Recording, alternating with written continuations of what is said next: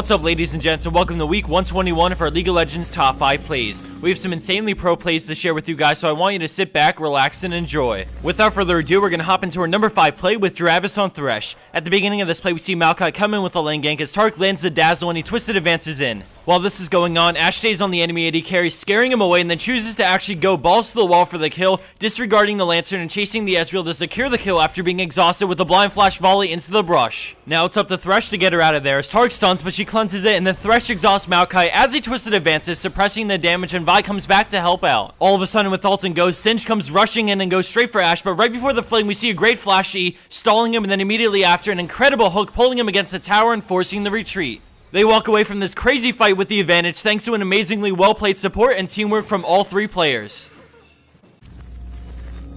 At our number 4 play, we have Columbus on Twisted Fate. For some backstory, we see Nocturne just pushed out top lane in this very close game, and right before his recall, the enemy team catches him for the kill and then immediately transitions to Baron. Red team backs out of the jungle, not wanting any part of a 4v5. As the enemy team sits on Baron, we see TF's ultimate start up as we see he ran down mid lane to get into range for his ultimate to place him right next to his creep wave. Blue team secures Baron and they start to recall, but then Ezreal stops Xin and Alistar with an Iceborne auto attack, and then he actually decides to arcane shift and stop Lee Sin last second before he recalls. He immediately gets vaporized, but this bought more time for Columbus to keep on pushing the base as we go back to him and see he has begun taking on the Nexus. Keep in mind, 5 players are recalling currently to stop this one Twisted Fate from winning the game. Out of nowhere, Alistar comes in and he flashes a WQ combo, also dodging Lee Sin's Sonic Wave, but he gets exhausted and kicked back as he runs in and finishes it off with a final Lichbane auto attack to win the game.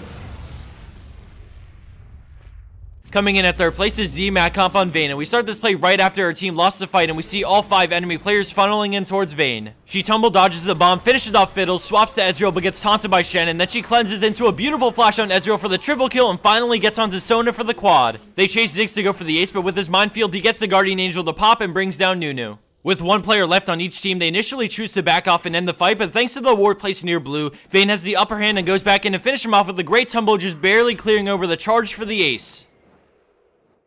Landing a spot at our number 2 play is PG and Nova on Lee Sin. At the beginning of this play, we see Malphite in trouble as Lee Sin lands a Q and waits for Ahri to use her dash before going in and landing the triple slow and killing her as she dashes away. After the taunt, he pursues Shen and then decides to back out using the movement speed from Blade of the Ruined King, but he's surrounded and gets stunned by Riven, dropping solo, but he gets the ward jump over the wall into an immediate Sonic Wave resonating strike combo on Shen for his second kill. Thanks to the health potions, he barely survives, and then Nidalee goes for the spear, but he flashes over it perfectly, getting hit once before ward jumping back over the wall, absorbing Varus' auto attack in the meantime and avoiding death. Despite their chase, he escapes the enemy team with 2 kills thanks to an outstandingly well-played Lee Sin.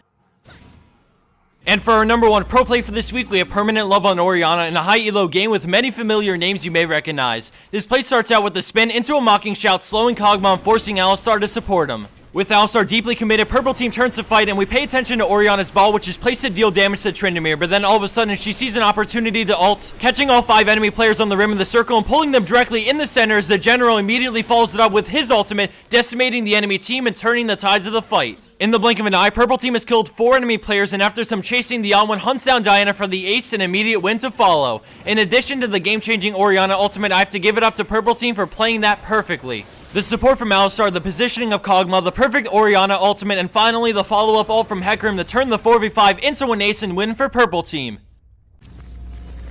And for the bonus clip of the week, we have AZ and Natsu and Ezreal, who picks up quite a lot of kills considering he didn't do a single thing throughout this fight. Just as a heads up to everyone, heading out to PAX East in a couple of weeks, Brandon and I will be heading over there and doing a fan meetup as well as playing some games with people, so if you're going, look out for us either at the Machinima or Alienware booths. Thanks for watching, everyone. I hope you enjoyed this episode, and as always, have a wonderful weekend.